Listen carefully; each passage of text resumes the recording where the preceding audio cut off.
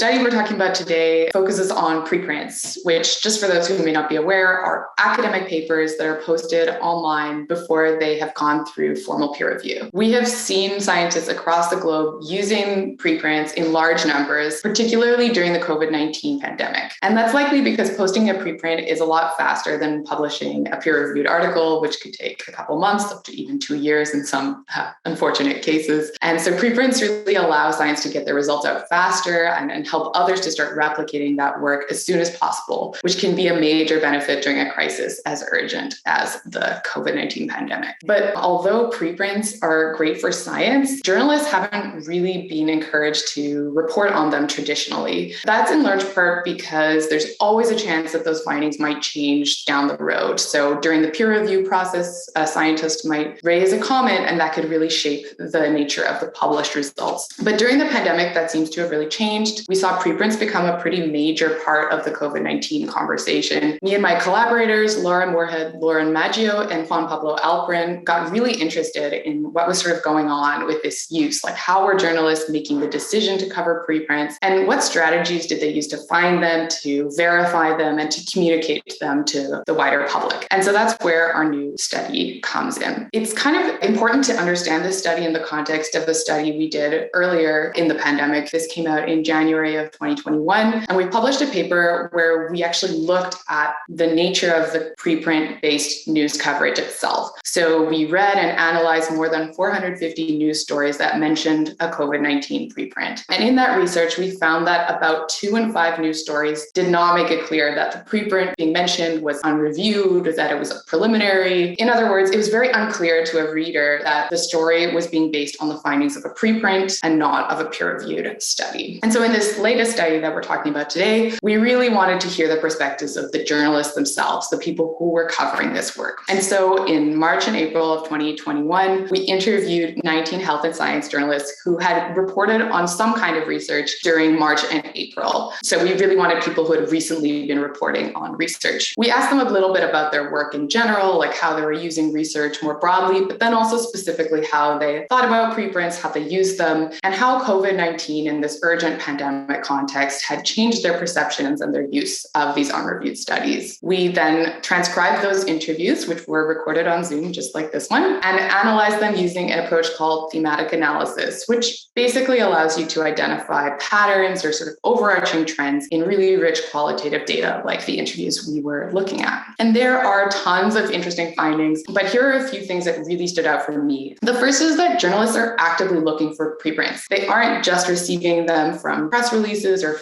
stumbling on them on social media. They're going out there looking at preprint servers like bioRxiv and medRxiv and trying to find new studies to cover. But at the same time, they're also very wary and very skeptical about these unreviewed research papers. So we really had a lot of journalists describing this kind of cost-benefit analysis that they would go through when they were thinking about whether or not to cover the research. Is the risk for misinformation getting out there worth the potential benefit of society having this information early? Among the reasons that journalists really appreciated preprints and thought that they were beneficial were access and timeliness. Access was kind of interesting, and it's sometimes not what scientists think about when they think of posting a preprint, but preprints are free to use, they're openly available, and not all peer-reviewed research is, including to journalists who might want to cover it. So as one journalist very beautifully put it, they said, that's knowledge that's not ethical to be only available to rich people, especially if it was produced in part with tax dollars, then it's unconscionable that only somebody with a lot of money can get to it. So there's really like an ethical value of having this research publicly available. Another key finding was that journalists found it really challenging to verify and kind of evaluate the quality of these unreviewed research studies. And so to do so, some of them relied on intuition or looking at other data from other sources. But one of the key ways that journalists tried to verify preprints was by doing their own peer review, by asking for comments from other researchers. So calling another expert in the field, asking them, hey, what do you think about this new research? Journalists also felt it was really important to label preprints as preprints in their your coverage. That was really interesting because we saw that, as I mentioned, that was not a very common practice. The journalists also said they weren't sure if their audience actually knows what this word means. So they identified a need to do some education. You're going to use the term preprint as well. And finally, many journalists, though not all of them, felt that preprints are likely here to stay. They told us that the COVID-19 pandemic had created a complete paradigm shift in science and science journalism, and that preprints are now a reality in their coverage. So